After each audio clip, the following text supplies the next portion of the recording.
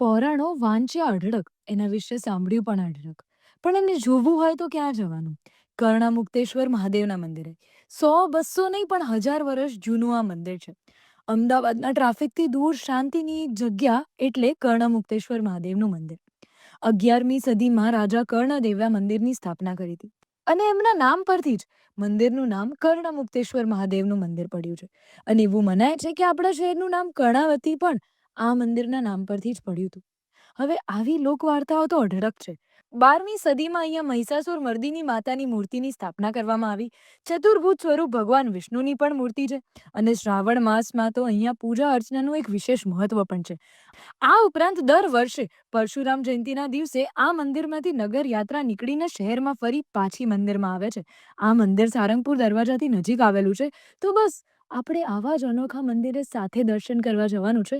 એના માટે આ પેજને ફોલો કરવાનું બિલકુલ ભૂલતા નહીં.